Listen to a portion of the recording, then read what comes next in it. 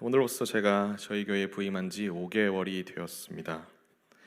성도님들이 보시기에 제가 저를 보면 이제 어떤 이미지가 떠오르시는지 모르겠습니다만 저는요 강인하다, 강건하다, 용맹하다라는 말을 무척 좋아합니다. 뭐 반대가 끌리는 법이라고 아마도 제가 그런 사람이 아니기 때문에 이런 말을 동경하는지는 모르겠습니다. 자, 그래서 그런지 저는 세상에서 제일 멋있는 직업을 가진 분들이 국민의 생명과 안전을 지키는 분들이라고 생각합니다. 그래서 노래를 공부하지 않았고 목회자가 되지 않았더라면 아마도 직업군인의 길을 가진 않았을까라고 상상했던 적이 있었는데요. 얼마 전만 해도 이 밀리터리 예능이 대국민적 인기를 끌었던 적이 있었죠. 오늘 오신 성도님들 가운데 그 프로그램들을 보셨던 분들이 계셨는지는 모르겠습니다만 공중파에서는 제법 긴 시간 동안 진짜 사나이라는 프로그램이 방영된 적이 있었으며 이 건강 상식을 다루는 이 피지컬 갤러리라는 유튜브 채널에서는 이 진짜 사나이를 벤치마킹한 가짜 사나이라는 프로그램을 방영함으로 해군 특수전 부대인 UDT를 소개했던 적이 있었습니다. 유튜브 채널이지만 당시의 인기가 어찌나 높았는지 조회수는 1,700만 회를 돌파했으며 그로 인해 수많은 패러디가 등장했고 그 인기에 힘입어 그 채널에 나왔던 몇몇 사람들은 젊은 친구들 사이에서 최근에도 아주 큰 인기를 누리고 있습니다. 또한 모 채널에서는 이 강철 부대라는 프로그램이 론칭되어서 대한민국의 가장 센 전투 부대는 어딘가를 겨루는 프로그램이 방영됐고 최근에는 그 프로그램에 예비역 여군들까지 등장하여서 자웅을 겨뤘던 적이 있었는데요. 이 프로그램에 나온 특수부대들을 잠시만 소개해 보자면 검은색 베레모를 쓰는 육군 특전사를 비롯하여서 특전사 안에 있는 707 특임대라는 대테러 부대가 소개가 됐었고요. 해군에서는 소말리아 해적으로부터 납치된 우리나라의 상선 3호 주얼리호를 구출한 UDT 부대가 소개가 되었었으며 또한 우리나라의 배들이 침몰했을 때 잠수하여 구출 작전을 펼치는 해군 해난구조전대라고 불리는 SSU라는 부대도 나왔었습니다. 또한 해군에 속한 해병대에서는 전쟁이 발발하면 제일 먼저 적지에 상륙하여 전사한다는 해병대 수색대가 나왔었고 공군에서는 적지에 떨어진 전투기 조종사들을 구출하기 위한 팀으로 조직된 SART라는 부대가 소개가 됐으며 더 나아가 경내 구호를 비롯한 모든 것이 기밀사항에 붙여진 국가정보원 소속 HID와 UDU라는 부대의 출신들도 나왔었는데요. 자, 이들은 모두 대한민국 국군의 특수요원으로서 최대 1년 이상 세상과는 단절된 채 훈련을 받아야 하며 그 과정을 무탈하게 수료해야만 특수부대의 소속이라는 자격이 주어집니다. 대한민국에는 지금 이 시간도 국가의 수호와 안녕을 위해서 수많은 장병들이 나라를 위해 복무하고 있지만 특별히 이 과정을 수료한 장병들은 아무나 달 수 없는 그 특수부대의 휘장이 자신의 가슴에 달린 것을 바라볼 때에 자부심으로 충만하진 않겠습니까? 나는 대한민국 국군에서도 소수 정예라 불리는 구별된 의식이 그들 마음에 있진 않겠느냐라는 것인데요. 네, 보통 이 예배에는 여성분들이 많이 오시는데 여성분들이 가장 싫어하는 두 가지, 남자들이 하는 군대 얘기와 군대에서 했던 축구 얘기라는 것을 너무나 싫어한다는 것을 전 너무나도 잘 알고 있습니다. 자, 혼자만 신나서 군대 얘기를 늘어놓은 것에 양해의 말씀을 드립니다. 자, 그러나 이 구별됨이라는 것을 말씀드리기 위해서 제가 가장 잘 말씀드릴 수 있는 것이 이것뿐이라 부득불 말씀드려 봤습니다. 자, 사랑하는 성도 여러분들, 우리는 계속해서 신명기라는 성경을 나누고 있죠. 매주 수요일마다 선포되는 이 신명기의 말씀을 묵상하시며 어떤 생각을 주로 하십니까? 또는 어떤 마음이 드시나요? 저는 이 신명기를 조금만 네거티브하게 정의해 보자면 지루한 잔소리라고도 소개할 수 있다라고 생각합니다. 자, 그러나 우리는요 아무에게나 잔소리하지 않죠. 동의가 되십니까? 오늘 이 자리로 나오신 성도님들께서는 누구에게 가장 많은 잔소리를 하십니까? 아마도 그 대상은 남편이나 혹은 아내 또는 자녀들이나 손주들이 아니시겠습니까? 자, 그럼 그들을 향해서 잔소리를 하게 되는 이유는 무엇일까요? 너무나도 아끼고 사랑하기 때문이다라는 것입니다. 자, 그렇다면 우리 하늘 아버지도 마찬가지 아니시겠습니까? 자, 우리 하늘 아버지께서도요, 아무에게나 이런 말씀을 하시는 분이 아닙니다. 자, 아담으로부터 출발한 인류는요, 신명기가 기록될 당시에도 전 세계에 많은 사람들이 살고 있었습니다. 그러나 우리 삼위 하나님께서는 그 중에서도 아브라함의 자손들인 이스라엘 민족을 지명하시고 구별하심으로 그들을 애굽에서 인도하여 내시며 약속의 땅 가나안을 목전에 둔 상황에서 너희가 반드시 지켜야 할 것들과 조심해서 주의해야 할 것들을 모세를 통해서 일러주고 계시다라는 것입니다. 자, 그렇다면 우리 하늘 아버지의 사랑이 담긴 이 잔소리의 말씀인 신명기를 한마디로 요약해 보라면 어떻게 말해 볼 수 있겠습니까? 저는요, 기억하라 라는 단어로 압축할 수 있다고 생각합니다. 자, 그럼 구체적으로 무엇을 기억해야 할까요? 자, 저희 이 시간 앞을 보며 레위기 19장 2절을 함께 읽어보도록 하겠습니다. 읽습니다. 너는 이스라엘 자손의 온 회중에게 말하여 이르라. 너희는 거룩하라. 이는 나 여호와 너희 하나님이 거룩함이니라. 아멘. 자, 우리 사랑하는 성도 여러분들, 우리 하늘 아버지께서 당신의 백성들이자 자녀들에게 거룩함을 요구하시는 이유가 무엇이겠습니까? 그 이유는요, 인류가 하나님에게서 빗나감으로 직면하게 된 악함과 그로 비롯된 죽음으로부터 피할 수 있는 길이기 때문은 아니겠습니까? 자, 다시 말해서 우리가 생명을 누릴 수 있는 유일한 길은 거룩해지는 것이다 라는 겁니다. 자, 그럼 우리가 거룩해질 수 있는 방법은 무엇일까요? 생명의 공급처 되시는 거룩하신 하나님 옆에 딱 붙어 있는 것 아니겠습니까? 자, 그럼 거룩하신 하나님 옆에 있고자 하는 열망은 사람의 무엇으로 표현되겠습니까? 바로 우리가 올려드리는 예배로 표현된다라는 것입니다. 구약시대 백성도 동일했습니다. 그러므로 우리가 드리는 바른 예배는요, 하나님과의 건강한 관계를 증명하고 보장하는 최상의 표현이라고 할 수 있습니다. 자, 다시 말씀드립니다. 우리가 드리는 바른 예배는요, 하나님과의 건강한 관계를 증명하고 보장하는 최상의 표현이다라는 것입니다. 자, 또한 그렇기에 하나님의 백성은요, 예배에 죽고 예배에 사는 사람들이다라고도 말할 수 있습니다. 자, 그렇다면 구약 시대의 관점으로 무엇이 바른 예배이며 어떻게 해야 바른 예배를 드릴 수 있다라고 말씀하실까요? 저희 말씀을 한번 보겠습니다. 조금 길지만 신명기 12장 1절에서부터 7절까지 같이 읽어보겠습니다. 읽습니다. 내 조상의 하나님 여호와께서 내게 주셔서 차지하게 하신 땅에서 너희가 평생 지켜 행할 규례와 법도는 이러하니라.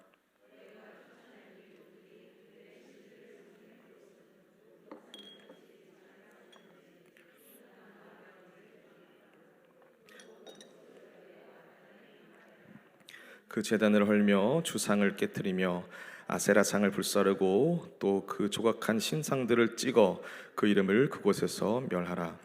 너희 하나님 여호와께서는 너희가 그처럼 행하지 말고 오직 너희의 하나님 여호와께서 자기의 이름을 두시려고 너희 모든 지파 중에서 택하신 곳인 그 계실 곳으로 찾아 나아가서 너희의 번제와 너희의 제물과 너희의 십일조와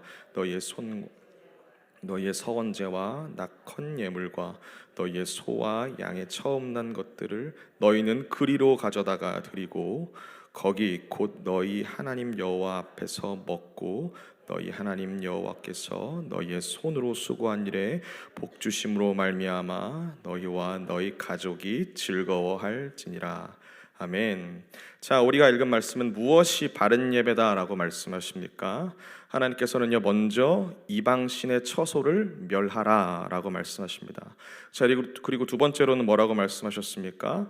자기의 이름을 두신 곳으로 나아가서 예배하라라고 말씀하시죠.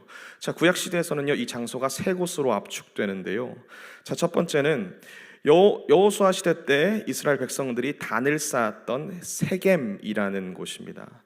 자, 두 번째는 엘리 제사장이 블레셋에게 여호와의 궤를 빼앗기기 직전까지 하나님의 궤가 있었던 실로라는 곳이고요. 마지막 세 번째는 하나님의 도성이라고 불리는 예루살렘입니다. 자, 그럼 하나님께서 이렇게까지 말씀하신 이유가 무엇이겠습니까? 가나안에는요, 이방인들이 자신들이 섬길 신을, 그 산당을 가지고 있었기 때문이죠. 하지만 이스라엘은 어떻게 행동했습니까?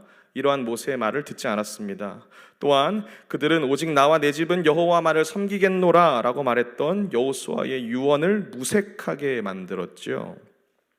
자, 그러므로 그들의 불순종에 대한 결과는 어떤 성경에 나타나고 있습니까?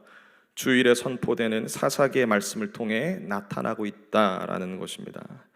자, 그렇다면 하나님은요, 이들이 이렇게 행동할 줄 모르셨을까요? 전지하신 하나님은 아마 다 알고 계셨을 것입니다. 자, 그렇기에 이렇게도 길고도 긴 잔소리를 하시는 것은 아니실까요? 자, 그럼 오늘 함께 보시는 본문에 나타난 구체적인 잔소리는 무엇이겠습니까? 저희가 편의상 5절까지만 읽었지만 13장 전체를 보기 원하는데요, 먼저 1절부터 5절까지의 내용을 살펴보겠습니다. 함께 읽었던 본문을 다시 한 번 더 읽어보시겠습니다. 앞을 보시면서 읽겠습니다. 읽습니다. 너희 중에 선지자나 꿈꾸는 자가 일어나서 이적과 기사를 내게 보이고 그가 내게 말한 그 이적과 가사가 이루어지고 너희가 알지 못했던 다른 신들을 우리가 따라 섬기자고 말할지라도 꿈꾸는 자의 말을 청종하지 말라. 이는 너희의 하나님 여호와께서 너희가 마음을 다하고 뜻을 다하여 너희의 하나님 여호와를 사랑하는 여부를 알려 하사 너희를 시험하심이니라.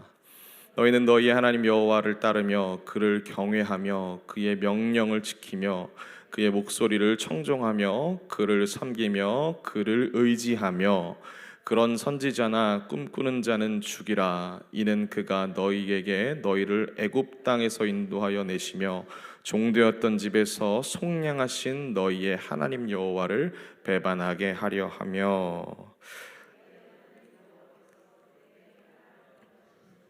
너를 깨어내려고 말하였음이라.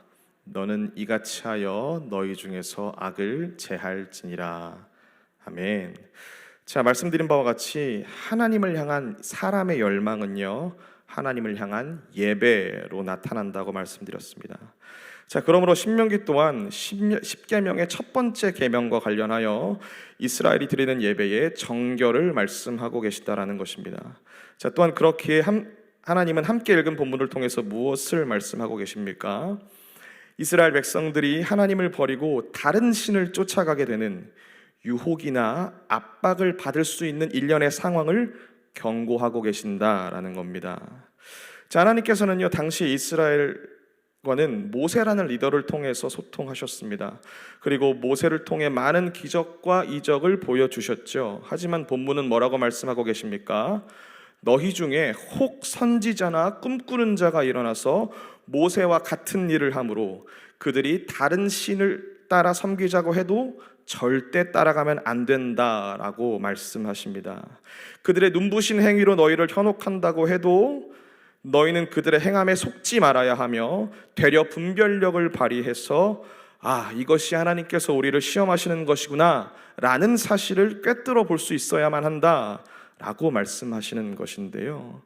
자, 그러나 오해하면 안 되는 것은 이는 하나님이 이스라엘을 죄 가운데 빠뜨리려고 유혹하시는 것이 아닙니다. 마치 아브라함에게 이삭을 바쳐라 라고 말씀하셨던 것과 같은 맥락이라 라고 이해하시면 되시겠습니다. 자, 그렇다면 하나님의 시험을 잘 통과한 아브라함은 하나님께 어떤 말을 들었습니까?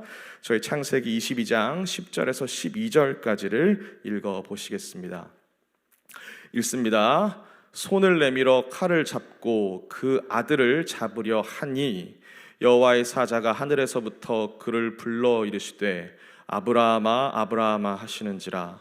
아브라함이 이르되 내가 여기 있나이다 하매 사자가 이르시되 그 아이에게 내 손을 대지 말라. 그에게 아무 일도 하지 말라. 내가 내 아들 내 독자까지도 내게 아끼지 아니하였으니 내가 이제야 내가 하나님을 경외하는 줄을 아노라. 아멘. 사랑하는 성도 여러분들, 믿음은 행함으로만 증명되는 줄 믿습니다. 다시 말씀드립니다. 믿음은 행함으로만 증명됩니다. 다시 말해서 행함이 없는 믿음은 증명되지 못하는 죽은 믿음이다 라는 것입니다. 자, 그러므로 하나님은 5절의 말씀에 너희의 믿음을 어떠한 행함으로 보이라 라고 말씀하십니까? 너희를 홀리는 자가 나타나 하나님이 아닌 다른 신을 섬기자고 말하거든 그 자를 죽이라 라고 말씀하십니다. 그러므로 너희 가운데 있는 악을 제거하여 거룩해지라 라고 말씀하신다는 것이죠. 왜냐하면 하나님은 이스라엘을 구원하시는 하나님이시기 때문입니다. 만일 이스라엘이 그들에게 홀려 하나님을 버린다면 이스라엘이 받을 구원은 어떻게 되는 것이겠습니까?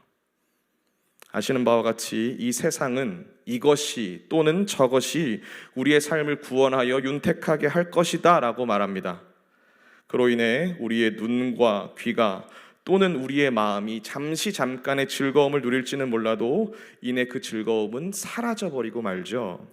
그러므로 그것은 구원이 아니다라고 할 수 있습니다. 자, 만일 세상이 주는 구원이 진정한 구원이라면 거기서 만족하고 안식을 누리며 평강을 소유해야 되는데 세상이 주는 것은 그렇게는 안 된다라는 것이죠. 오늘 이 자리로 나오신 우리 구원받은 성도 여러분들, 이 세상을 살아내시며 혹 육신적으로 건짐받고 싶으신 것들이 있으십니까? 하나님 앞에 나와서 무릎 꿇으실 수 있으시기를 주님의 이름으로 축복합니다. 그리고 이러한 겸비함으로 인해 아브라함과 같이 하나님의 마음에 합한 사람은 쏟아주시는 영육간의 복을 경험하실 줄 믿습니다. 이러한 복이 오늘 이 예배의 자리로 나오신 모든 성도님들에게 있으시기를 주님의 이름으로 축복합니다. 자, 두 번째로 신명기 13장에 말하는 두 번째 경고는 가족의 유혹인데요. 저희 6절부터 11절까지 읽어보도록 하겠습니다. 앞을 보시면 읽습니다. 내 어머니의 아들 곧 내 형제나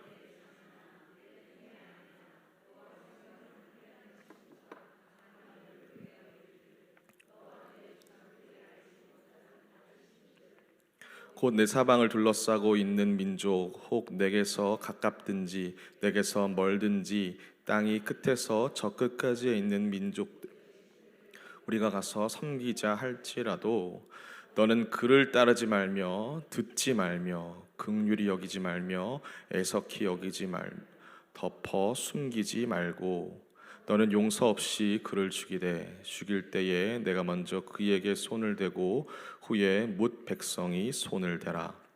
그는 애굽 땅 종되었던 집에서 너를 인도하여 내신 내 하나님 여호와에게서 너를 꾀어 떠나게 하려 한 자이니 너는 돌로 쳐 죽이라.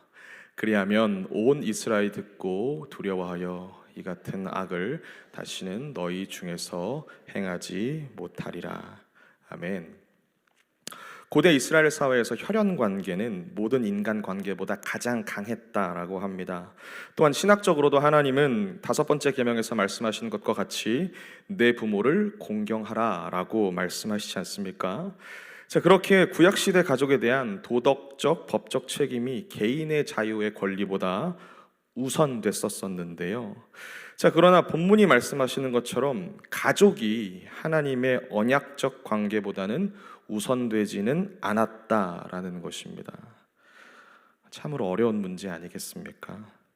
우리 집이 예수 안에서 화목하고 예수만 섬기기를 원하나 가족의 구성원 중에서 한 분이라도 예수를 모른다면 우리 믿는 사람들이 직면하는 가장 힘들고 고통스러운 상황을 보게 되는 것만 같습니다. 더군다나 가족의 구성원 중에 한 명이 신앙의 문제를 가지고 나를 공격한다면 가슴이 찢어진다라는 말로도 표현할 수 없을 만큼 마음이 어려워지시는 것만 같은데요. 자, 성경을 보니 예수께서도 이러한 긴장과 어려움을 지나셨습니다. 하나님의 바른 말씀을 전하시는 가운데 자신을 말리려는 친족들의 압박을 받으셨고 예수의 제자인 베드로는 예수의 일을 막으려고 했었습니다. 더 나아가 예수께서는 제자들에게도 너희도 나와 같은 일을 당할 것이다 라고 미리 말씀해 주기도 하셨었는데요. 자, 사랑하는 성도 여러분들, 아무리 말을 해도 듣지 않는 가족의 구성원들 앞에 우리가 할 수 있는 일이 무엇이겠습니까?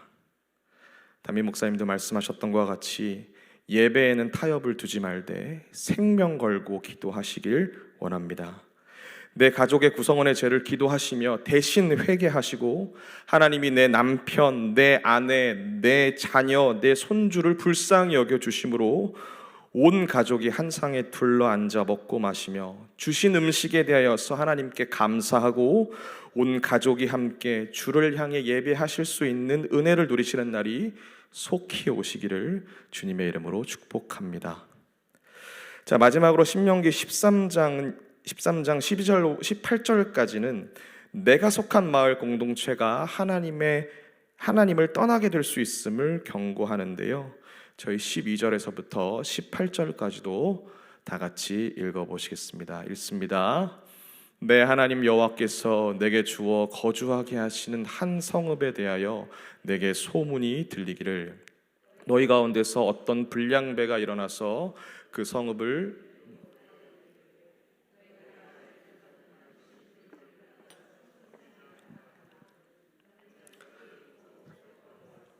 이런 가증한 일이 너희 가운데 있다는 것이 확실한 사실로 드러나면 마땅히 그 성읍 주민을 칼날로 죽이고 그 성읍과 그 가운데 거주하는 모든 것과 그 가축을 칼날로 진멸하고 또 그 속에서 빼앗아 차지한 물건을 다 거리에 모아놓고 그 성읍과 그 탈취물 전부를 불살라 내 하나님 여호와께 드릴지니 그 성읍은 영구히 폐허가 되어 다시는 건축하지 아니할 것이라.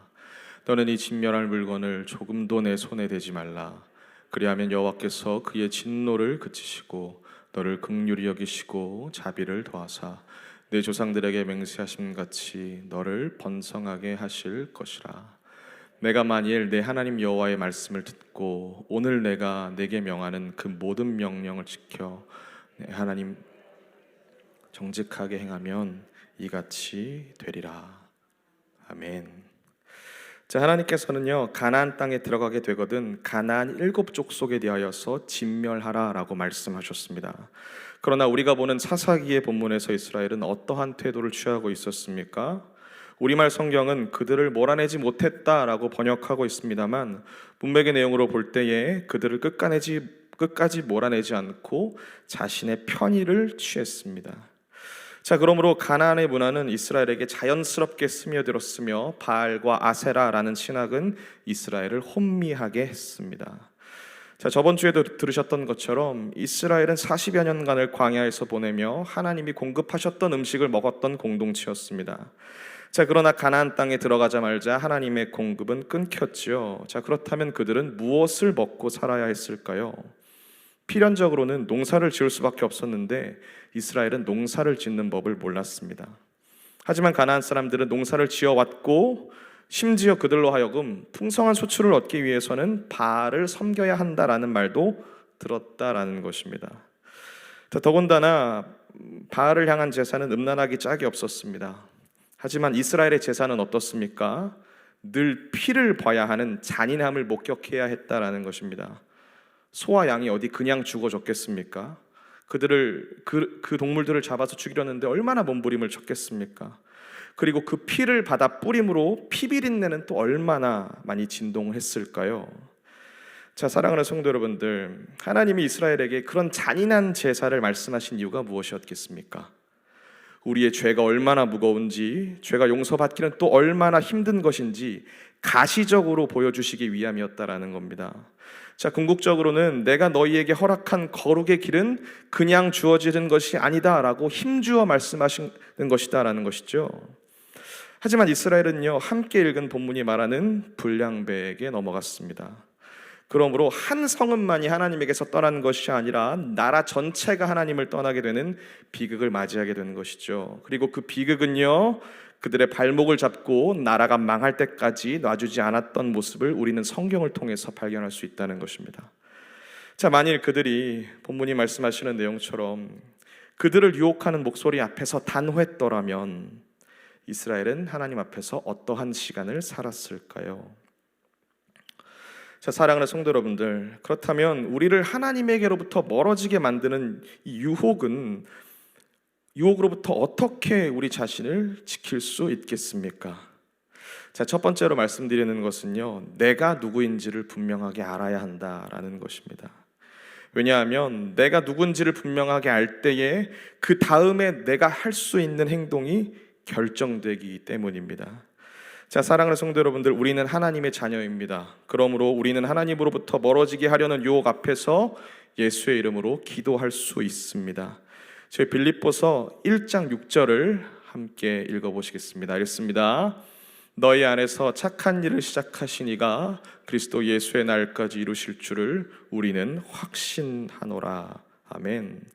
자, 분명 유혹은 아시는 바와 같이 우리의 숨이 끊어지는 그 순간까지 우리에게 찾아올 것입니다. 그러나 내가 누구인지를 명확히 인지함으로 나에게 찾아오는 유혹을 상대할 때에 우리 하늘 아버지께서는요, 피할 길을 내사 능히 이기게 하실 줄 믿습니다. 자, 두 번째로는요, 내 적이 누구인지 분명하게 알아야 합니다. 누구이겠습니까? 사단이라고도 말하는 귀신 아니겠습니까? 자, 성경은 분명히 말씀하시기를 사단은 존재하며 그가 하는 일은 우리 삶의 모든 영역에서 하나님과의 관계 단절을 위해 필사적으로 노력하며 사람을 들어쓰시는 하나님의 일을 방해하는 것이라고 말합니다. 자, 그러면 우리는 사단이 어떻게 일하는지를 알아야겠죠. 자, 이는 사단이 하와를 유혹하는 장면을 보면 알 수 있는데, 자, 사단이 하와에게 첫 번째로 건넨 말이 무엇이었습니까?